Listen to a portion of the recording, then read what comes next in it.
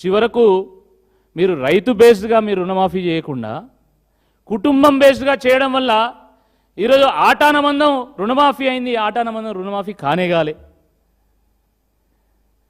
రైతు బంధు కేసీఆర్ గారు కేవలం ఎకరానికి 10,000 ఇస్తున్నాడు, మేము వస్తే 15,000 ఇస్తామన్నారు.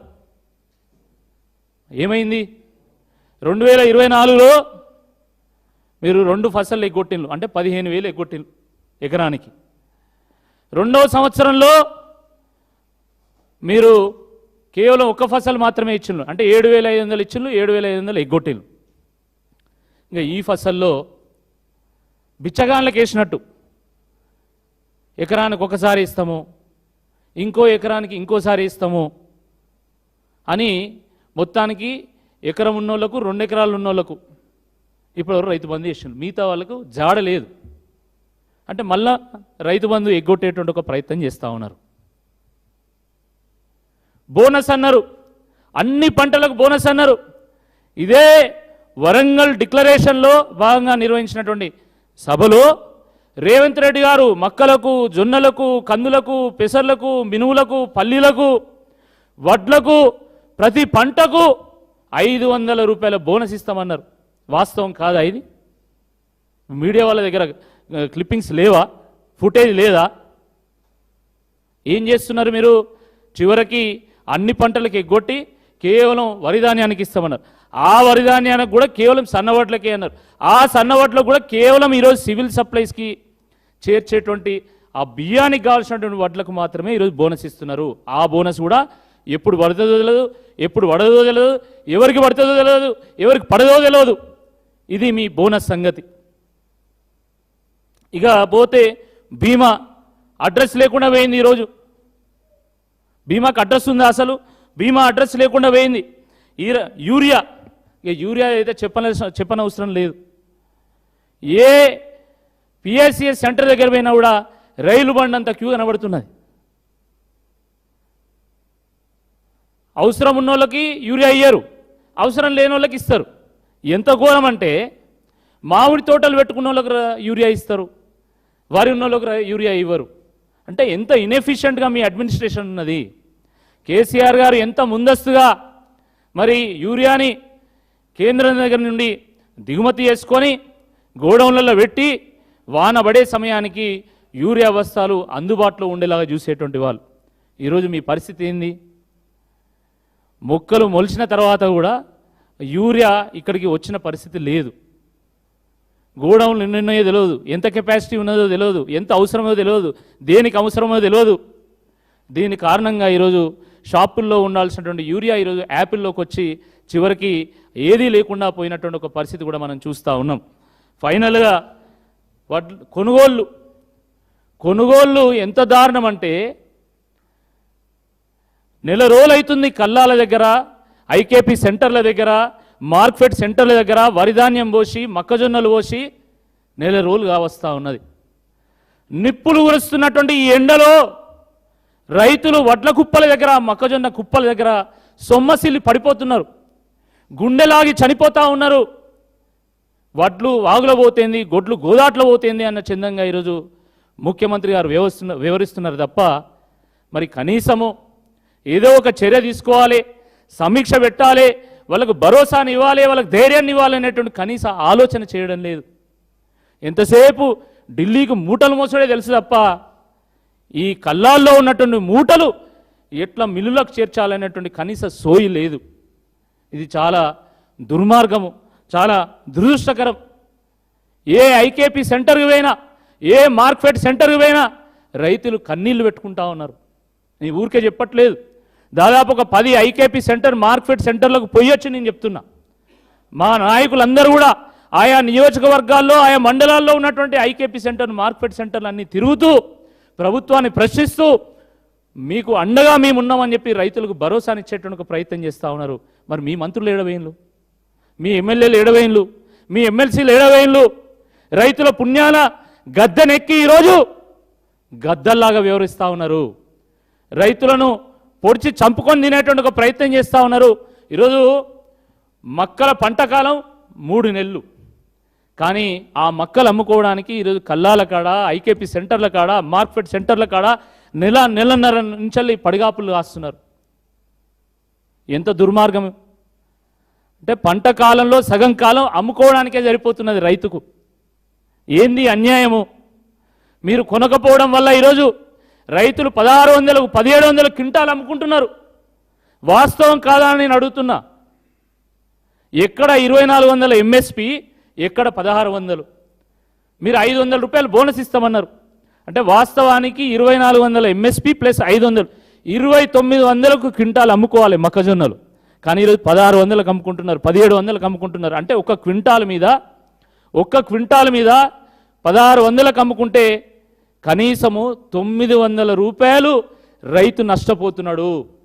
900 రూపాయలు, 1600 వస్తున్నాయి, 900 నష్టపోతున్నాడు. అంటే మోర్ దెన్ 60-70% నష్టపోతున్నాడు. వడ్లది అదే పరిస్థితి ఉన్నది. వడ్లది 2300 చేంజ్ మరి ఎంఎస్పి ఉంటే ఈరోజు 2300 అంటే 2900కు 2900 లేదా 2800కు అమ్ముకోవాలి. కానీ రైతు అమ్ముకుంటున్నారా 2800కు 2900కు? రైతు బయట అమ్ముకుంటే కనీసం 2000-2100 కూడా రేటు రావడం లేదు. ఒకటి రైతులకు కూడా మేము చెప్తున్నాం, 2400 మక్కలు కొనాలని డిమాండ్ చేయడం కాదు, 2900 మక్కలు కొనాలి. 2300కు వరి ధాన్యం కొనడం కాదు, 2800కు వరి ధాన్యం కొనాలి. ఎందుకంటున్నా అంటే మీరు బోనస్ ఇస్తామని చెప్పిండ్రు. ఆ బోనస్ ఎప్పుడైతే కొనుగోలు చేస్తారో అప్పుడే ఇవ్వాలి. అంతే తప్ప మేము బోనస్ ఇస్తాం ఇప్పుడైతే కొనుగోలు చేస్తామంటే అది ఎప్పుడు పడేది తెలియదు, పడేది తెలియదు, ఎప్పుడు పడుతుందో తెలియదు, ఎప్పుడు పడదో తెలియదు. అంటే రైతులను నిండా ముంచేటువంటి ఒక ప్రయత్నం ఈ కాంగ్రెస్ ప్రభుత్వం చేస్తూ ఉన్నది. చాలా దుర్మార్గం. ఆ రోజు మీరు ఇచ్చినటువంటి హామీల సంగతి ఏంది? మీరు 34 హామీలు ఇచ్చిండ్రు. ఆ హామీలను ఎప్పుడు అమలు పరుస్తారు అంటే రేవంత్ రెడ్డి గారు గజనీలాగా ప్రవర్తిస్తున్నాడు. తనకేం తెలియదన్నట్టు, అసలు ఆ హామీలు ఆయన ఇయ్యనట్టు ఈరోజు వివరిస్తూ ఉన్నారు. ఆ గజనీ సినిమాలో సూర్య తనకు గుర్తుండడానికి ఆ అంశాలు చేయి మీద పచ్చబొట్టు పొడుచుకునేది. ఇప్పుడు రేవంత్ రెడ్డి గారికి కూడా రైతు డిక్లరేషన్లో ఇచ్చినటువంటి హామీలు గుర్తుండాలంటే స్వయంగా రైతులే పోయి ఆయన ఒళ్ళంతా పచ్చబొట్టు పొడవాలి. రైతు బంధు 15,000, బోనస్ 500, ఈ రకంగా ఇచ్చినటువంటి 34 హామీలు ఏవైతున్నాయో రేవంత్ రెడ్డి ఒళ్ళంతా పచ్చబొట్టు పొడిస్తే తప్ప ఆయన గుర్తుండేటట్టు లేదు. సిగ్గుండాలి రేవంత్ రెడ్డి గారికి. నువ్వు రైతు బిడ్డవని ఓట్లు వేస్తే ఈరోజు ఆ రైతు బిడ్డలను ఈరోజు ఆత్మహత్యల పాలు చేస్తున్నావు. చాలా దుర్మార్గం. ఒకనాడు తెలంగాణ ఎట్లా ఉండే? కాలం కాకపోతే దేవుణ్ణి తిట్టుకునేటోళ్ళు. ఇద్దరు కలిసినా కూడా ఊర్లల్లా ముందు ఏడ్చి ఒకరి మీద ఒకరు పడి ఏడ్చి తర్వాత మాట్లాడుకుంటోళ్ళు. ఇద్దరు అక్క చెల్లెళ్ళు ఉంటే ఇద్దరు అక్క చెల్లెళ్ళు వేరు ఊరికిస్తే ఆ అక్క చెల్లెళ్ళు ఫంక్షన్లలో కలిసినప్పుడు ఒకరి మీద ఒకరు పడి కష్టాలు వలవోసుకొని దాని తర్వాత మంచి చెడు మాట్లాడుకుంటోళ్ళు. వ్యవసాయం అంటే కన్నీళ్లు తప్ప మరో మార్గం లేదు. వేరే రేవు లేదు, తావు లేదు. ఎక్కడో కాకతీయ చెరువులు ఉంటే అక్కడక్కడ ఆ కాకతీయ చెరువుల కింద ఉన్నటువంటి బుర్రపారకం కోసము రైతులంతా తెల్లందానక పోయి గొడవలు పెట్టుకుంటోళ్ళు, గుత్పలు పట్టుకొని కొట్లాడుకుంటోళ్ళు. రాత్రిపూట కరెంటు లేక ఇట్లా AK-47 లాంటి ఈ టార్చ్ లైట్లను పట్టుకొని పొలం కాడికి పోయేటోళ్ళు, తేళ్లు కుడితే పాములు కుడితే చచ్చిపోయేటోళ్ళు, ఆత్మహత్యలు పాలయ్యేటోళ్ళు, బొంబాయి దుబాయి బొగ్గుబాయి బతుకులైనవి, వలసలు వెళ్ళిపోయిన్లు, జీడిమెట్లకు జగదిగుట్టకు బొంబాయికి దుబాయికి బొగ్గుపాయి గాడికి పనులకు పోయిన్లు.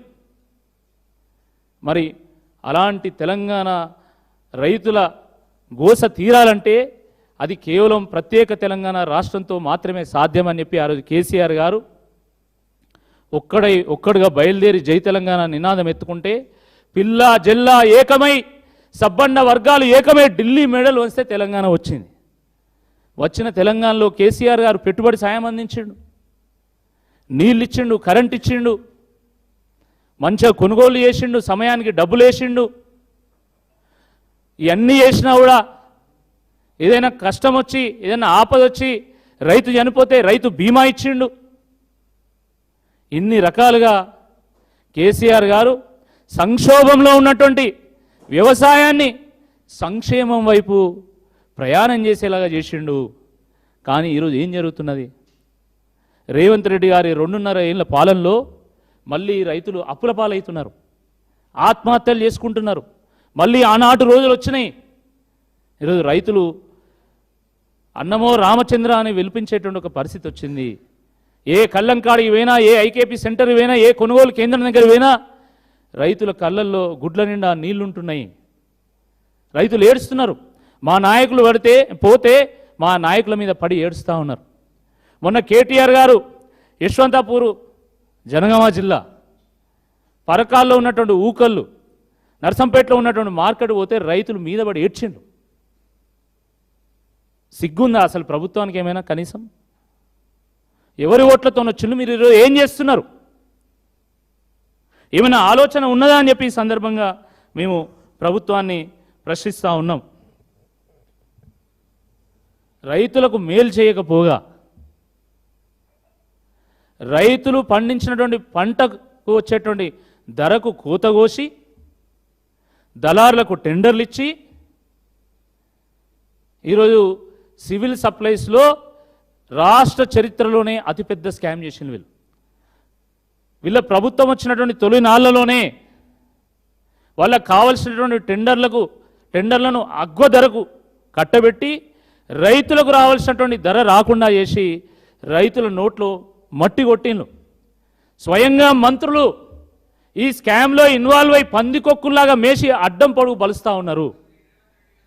కానీ రైతులను మాత్రం జలగల్లాగా పట్టి పీడిస్తూ ఉన్నారు. ఇది వాస్తవం కాదా అని అడుగుతున్నా. సివిల్ సప్లైస్లో స్కామ్ అయింది, హైకోర్టులో కేసు అయింది. హైకోర్టు ప్రభుత్వానికి అదేవిధంగా మిల్లర్లకు నోటీసులు పంపింది. మరి ఎక్కడికి పోయింది ఆ స్కాము? దానివల్ల ఏం జరిగిందంటే ఈరోజు సివిల్ సప్లైస్ దగ్గర కానీ మార్కెట్ దగ్గర కానీ డబ్బులు లేవు. వీళ్ళు స్కాములు చేస్తున్నారు కాబట్టి బ్యాంకులు కూడా వీళ్ళకి లోన్లు ఇస్తలేరు. వాళ్ళు డబ్బులు లేవు కాబట్టి ఈరోజు కొనుగోలు జరగడం లేదు. కొనుగోలు జరగడం లేదు కాబట్టి రైతులు ఆత్మహత్య చేసుకుంటా ఉన్నారు. ఆ రోజే కేసీఆర్ గారు చెప్పిండ్రు, కాంగ్రెస్ వస్తే కరువు వస్తుంది, కాంగ్రెస్ వస్తే కన్నీళ్ళు వస్తాయి, కాంగ్రెస్ వస్తే కష్టాలు వస్తాయని. అదే జరిగింది. కాంగ్రెస్ వస్తే కన్నీళ్ళు వచ్చినాయి, కష్టాలు వచ్చినాయి, కరువు వచ్చినాయి. దాంతోపాటు బోనస్గా కరప్షన్ కూడా వచ్చింది. లైఫ్ బాయ్ ఎక్కడ ఉంటే ఆరోగ్యం అక్కడ ఉండును అని మనం యాడ్ చూసినాం. కానీ కాంగ్రెస్ ఎక్కడ ఉంటే కరప్షన్ అక్కడ ఉండును అని చెప్పి ఈరోజు లైవ్గా మనం చూస్తూ ఉన్నాం. ఈ రాష్ట్రంలో ఎన్ని స్కాములు అండి, ఎన్ని స్కాములు! ఎక్కడ పడితే అక్కడ కరప్షన్. చివరకు దేశానికి అన్నం పెట్టేటువంటి రైతన్న పొట్టగొట్టి ఈరోజు వాళ్ళ జాతీయ కాంగ్రెస్కు మూటలు పంపుతున్నారు. లోక్సభ ఎన్నికల్లో కాంగ్రెస్ పార్టీ 135 సీట్లు గెలిచిందంటే ఈ తెలంగాణ రైతుల కష్టార్జితం వల్లనే అని చెప్పి ఈ సందర్భంగా నేను మనవి చేస్తా ఉన్నా. ఆ రోజు లోక్సభ ఎన్నికలకు ముందే మిల్లర్ల దగ్గర 100 కోట్ల రూపాయలు దోచుకొని జాతీయ కాంగ్రెస్ పార్టీకి డబ్బులు పంపిస్తే వాళ్ళు ఆ తెలంగాణ రైతుల సొమ్మును ప్రతి రాష్ట్రానికి పంచి లోక్సభ స్థానాలు గెలిచిండు. ఇక మొన్న కేరళలో కాంగ్రెస్ గెలవంగానే ఒకటే జబ్బ